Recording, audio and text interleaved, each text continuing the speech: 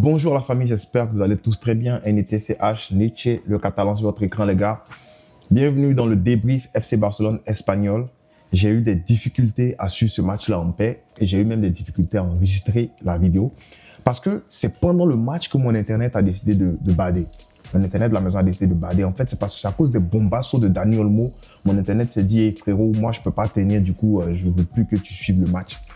Donc, il a fallu que j'utilise mon téléphone pour regarder le match. Maintenant, la partie de recording va venir. Et le problème, c'est que je recorde avec mon téléphone, c'est connecté à OBS. Je sais que il y a des gens qui n'ont rien à foutre avec tout ce que je suis en train de dire, mais il faut que vous compreniez un peu les difficultés d'être youtubeur. Voilà. Parlons du match et du 3-1 que le Barça inflige à l'Espagnol Barcelone, qui aurait pu facilement aller dans tous les sens. Alors, parlons du 11 parce que notre bon vieil ami, je n'ai pas dit Dani Olmo, tellement il est dans ma tête, Hansi Flick a décidé de faire une rotation et on le savait déjà, mais c'est une rotation pas des moindres, une rotation luxueuse. Je pense que ça sera le titre du match, rotation luxueuse, parce que tu te permets de faire une rotation Fermin Lopez pour Dani Olmo. Mais mon gars, tu passes de...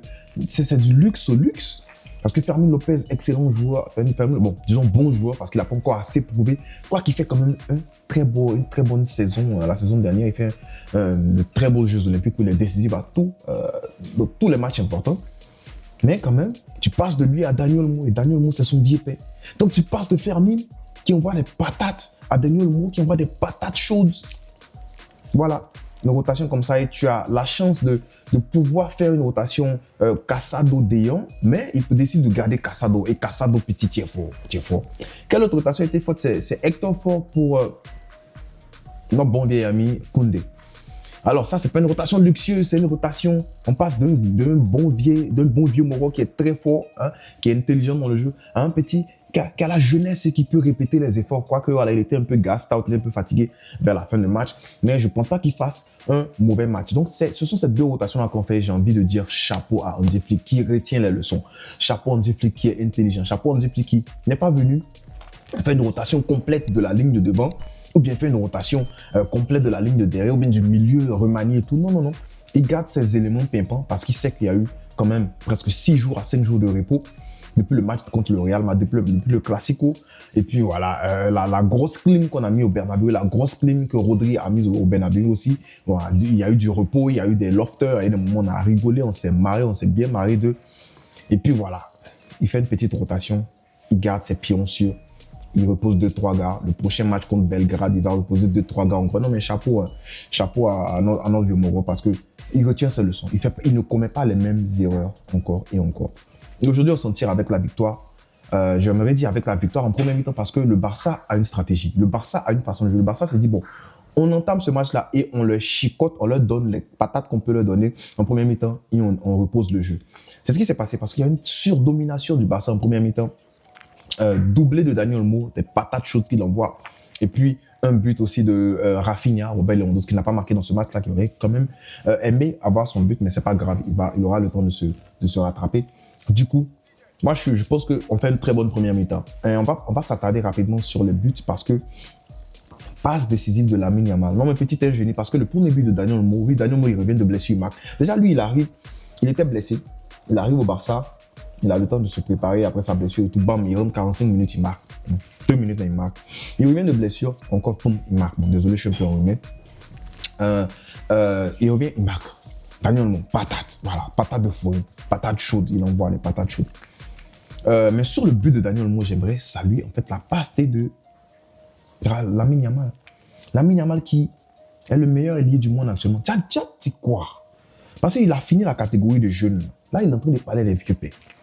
On a demandé à Harry Kane récemment, c'est qui le meilleur joueur du monde, un des joueurs du monde. Il a dit Lamine Yamal. En fait, il se met dans la conversation sans problème. Et le gars, il a 18 ans. C'est un enfant. 17 ou bien 18 ans, dites-moi en commentaire. C'est un enfant. D'abord, si tu as suivi la vidéo jusque-là, n'oublie pas de liker, commenter. Et puis, mets en commentaire. Lamine Yamal, il a quel âge? Dis. Mets l'âge. 17, les gens vont lire les commentaires. Ceux qui n'ont pas vu la vidéo vont lire les commentaires. Vont dire, mais qu'est-ce qui se passe? C'est ça, mettez les 16. Si vous pensez qu'il a 16, mettez 16. Si vous pensez qu'il a 17, mettez 17. Si vous pensez qu'il a 15 ans plus permis de conduire, mais 15 plus permis. Voilà, maintenant on va se comprendre. Puis, objectif, au moins, c'est en live pour cette vidéo. Mais voilà, on les chicote. Lamine Yamal qui fait son extérieur, c'est la quatrième fois qu'il pose un extérieur aussi palpitant en passe D. Extérieur. But. Dani Olmo, enchaînement très intelligent parce qu'il attend que, que le ballon rebondit, il regardait le ballon. Dès que le ballon a rebondi, il a mis son pied. Il ne s'est pas fatigué. Il a enchaîné et ça a surpris le gardien. C'est comme ça. Quand tu frappes en un temps, ça fatigue toujours les gardiens. Mais quand tu calmes et puis tu as le temps de placer, il a le temps de lire ton corps, ton corps, tout ça. Il sait où tu vas envoyer le ballon. Mais ça tombe, tu mets ton pied là. Tu reconduis le ballon, c'est compliqué. Du coup, but. Et puis un autre but de Dani Olmo sur passe D, encore de Baldé. Voilà, c'est passe D de Baldé parce que c'est pas une vraie passe D. Bon, il est à côté de Olmo, il lui fait une passe. Olmo prend sa chance, pardon, et puis il marque un peu dévié. Il a de la chance, mais il marque. C'est ça, Dani Olmo. C'est ça. C'est les patates de loin. C'est les patates de loin. Et puis un très beau but aussi de Rafinha. Passe de qui? De Casado. Combien de fois j'ai dit que Casado, il est indéboulonnable dans ce 11 du Barça. Tu peux pas le prendre tirant. Prends n'importe quel tournevis. Prends n'importe quel, je sais pas, n'importe quel outil tu prends. On peut pas le déboulonner. Il est collé dans le 11 du Barça. Gros match de Casado. Pour moi, c'est l'homme du match. Je vous dis en même temps. L'homme du résultat, Daniel Moumen. L'homme du match, c'est Casado. Récupération. Combien de fois il bloque le ballon? Petit. On voit le ballon en plein yeux. Dans les bijoux de famille, 2 fois, il vient encore. Non, mais lui, c'est le grand-père de Gavi. Lui, et puis Gavi, c'est même chose. Imagine, tu mets les deux là. Imagine, tu mènes le match. Tu mènes, et puis tu mets Gavi Casado. Gavi Casado. Mais le ballon va passer où? Gavi, il est en train de revenir petit à petit. Mais dis-moi, le ballon va passer où? Voilà. Et voilà, 3-0. Et je pense que c'est en deuxième mi-temps que les mecs égalisent. Mais avant d'égaliser, on a eu quand même chaud parce que 3 fois ou 2 fois, il y a eu hors-jeu. Alors, je vais revenir sur hors-jeu. Bon, attendez. Parlons déjà de la deuxième mi-temps foireuse que le Barça nous sort. Mais j'ai envie de dire que c'est une deuxième mi-temps qui, bien sûr, récompense de la première mi-temps qu'on a donnée. Alors, les gars, ce sont des êtres humains. Je vous rappelle que ce sont des êtres humains. J'ai vu beaucoup de commentaires parler de la deuxième mi-temps foireuse du Barça. Et je veux prendre ce cas-là. Je veux me mettre un peu du côté des joueurs, les gars. Les gars sont en train de gagner la Ligue actuellement. On a 9 points du Real. Le Real a un match en moins à cause de ce qui s'est passé à Séville déjà. Soutien à tous les gens qui ont perdu des personnes à Séville et puis ont pris pour le repos de leurs âmes et tout. Voilà, c'est compliqué de perdre des gens. C'est très compliqué ce qui se passe à Séville. Mais non, parce que c'est d'accord. Je viens de me rappeler que c'est pas Valencia et Séville. Je sais pas pourquoi j'ai toujours eu un petit problème depuis que je suis petit avec Séville, Valencia. Je sais pas pourquoi mon cerveau mélange les deux. Mais Valencia, du coup, soutient à tous les supporters de Valencia, tous les gens qui sont à Valencia, même les Espagnols, tous les gens, voilà, soutien à Valencia parce que c'est quand même difficile ce qui se passe là-bas. Inondation pour ceux qui ne savent pas, et puis il y a beaucoup de gens qui sont décédés dans ces inondations. Du coup, le Real n'a pas encore joué leur match, ils ont un match à rejouer, donc 9 points en attendant que le Real joue leur match. En tout cas, on espère que Valencia vous revenez et puis vous donnez vos cœur et âme pour taper le Real. Comme ça, nous, on garde nos 9 points. Mais regardez, les gars, ce sont des hommes qui jouent. Les Barcelonais sont des hommes, ce ne sont pas des robots. Donc, ils mènent 3-0. À 3-0, on fait des remplacements. Je crois que c'est à laquelle minute qu'on fait des remplacements. Nos premiers remplacements, 56e. Voilà, on sort quand même Dani Olmo, qui est le buteur de ce match-là. On sort le meilleur joueur du match et puis l'homme du résultat du match. Ça, les 2 pions du match. Là. Olmo, Casado, on les sort en même temps. On fait rentrer Lopez et De Jong. Donc déjà, il y a une dynamique qui change. Quand tu changes, j'ai déjà parlé de la colonne vertébrale. J'ai déjà parlé de ça. J'ai déjà dit qu'il y a dans des matchs, quand tu as déjà tes centraux, ton 6, ton 10, ton 9, c'est les gars que tu ne changes pas. C'est la colonne vertébrale. C'est un peu comme ça que moi j'imagine le football. Du coup, quand tu changes ça, ça affecte un peu la façon dont ton équipe évolue. Parce que tout gravite autour de ces gars-là. Et tu changes aujourd'hui Casado, qui est ton meilleur joueur, j'ai envie de dire de ce match, et Olmo, qui est ton homme du résultat dans ce match, qui est ton meilleur joueur aussi du côté offensif. Bah, c'est normal que ton équipe prenne un coup. En plus de ça, tu passes en mode gestion parce que tu te dois quand même de gérer tes efforts. Parce que tu entends c'est un parcours, hein, la ligue là. C'est long. Du coup, il faut que tu gères tes efforts. Donc, tu mènes 3-0, tu te dis, bon, on a quand même mérité. C'est pas la bonne façon de jouer quand tu joues contre le Real ou même le Bayern. Pour ça que vous voyez que quand on joue contre le Bayern et le Real, les gars n'ont pas cette mentalité-là. Les gars vont chercher. Tu te rappelles du match contre le Real? 3-0, les gars vont chercher. Ils veulent marquer 5, 6, 7. Ça aurait même pu arriver là-bas. Mais, contre ces gars d'Espagnol, là, déjà c'est un derby, on le sait, mais on veut les trash. On veut leur montrer que bon, voilà, battez-vous, mais voilà quoi.